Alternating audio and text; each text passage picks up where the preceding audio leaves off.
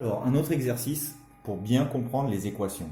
Il y a deux personnes, il y a Arthur et il y a Béatrice, pardon. Arthur, regardez, je mets en rouge, et puis Béatrice, je vais la mettre en bleu.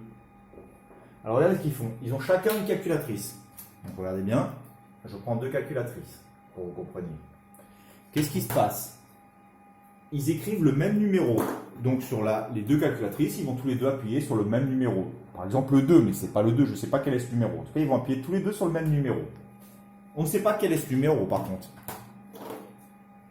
Arthur, qu'est-ce qu'il fait avec ce numéro? Arthur, il est en rouge. Ben, je vais le marquer, regardez. Il multiplie le numéro qu'il a écrit par 3. Et après, une fois qu'il a fait ça, il ajoute 7. D'accord? Donc, regardez, ils avaient tous les deux pris une calculatrice. Ils ont tous les deux écrit le même numéro sur la calculatrice. Et après, ben, qu'est-ce qu'il a fait, Arthur? Ce numéro, il l'a multiplié par 3. Il a fait x3. Et après, au résultat qu'il avait, il a fait plus 7. Et il a mis Enter. Il a regardé combien ça faisait. Béatrice, elle avait écrit le même numéro de départ. Et qu'est-ce qu'elle a fait, Béatrice, de son côté? Béatrice, elle a multiplié le nombre par 5.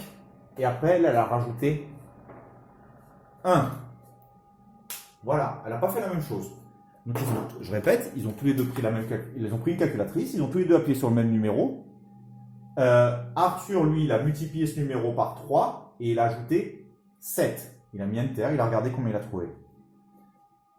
Béatrice, elle avait écrit le même numéro au départ. Par contre, elle n'a pas fait la même chose. Elle a multiplié par 5 et après, elle a ajouté 1. Elle a mis Enter, elle a regardé combien elle a trouvé. Qu'est-ce qui s'est passé? Quand ils ont terminé, ils ont vu que malgré qu'ils n'aient pas fait la même chose, parce qu'il y en a un qui a multiplié par 3 et ajouté 7, tandis que Béatrice, elle a multiplié par 5 et elle a ajouté 1, ils regardent, ils disent, ben, on a trouvé la même chose quand même. Donc ils trouvent ça bizarre. Et on vous demande quel était le numéro qu'ils avaient choisi tous les deux au départ, parce qu'ils ont écrit tous les deux le même numéro. Ils ont appuyé sur la calculatrice, ils ont mis le même numéro au départ. C'est un exercice difficile au début. Vous allez voir, vous allez comprendre. Donc regardez, je mets que X, c'était le numéro qu'ils ont fait au départ.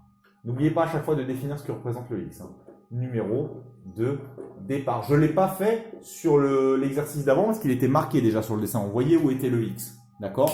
Mais là, il n'y a pas de dessin, il n'y a rien, donc vous devez le dire. X, ça va être le numéro de départ, le numéro qu'ils ont écrit sur leur calculatrice. D'accord?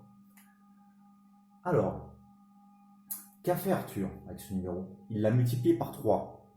Donc, si le numéro c'est X, il a fait 3 fois X. Ça fait combien 3 fois X? Ça fait combien 3 fois A? Ça fait 3. 3 fois X, ça fait 3X. Lui, regardez bien, il a fait 3 fois le numéro qu'il avait choisi. Et qu'est-ce qu'il a fait? Il a rajouté après 7. Voilà ce qu'il a fait avec le numéro de départ. Vous êtes d'accord? Arthur, il a fait 3 fois le numéro de départ plus 7.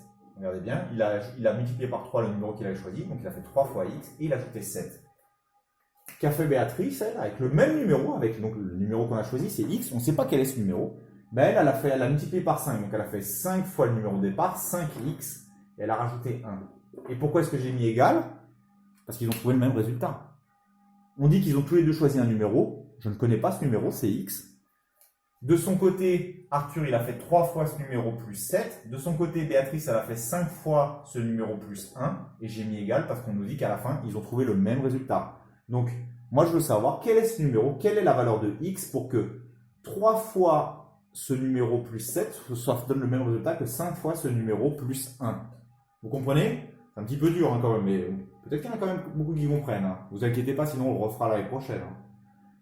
D'accord, voilà, c'est ça l'idée. Après, l'équation est très facile à résoudre. Allez, on y va. On fait d'abord moins 5x des deux côtés. Donc je me retrouve ici avec 3x plus 7 moins 5x.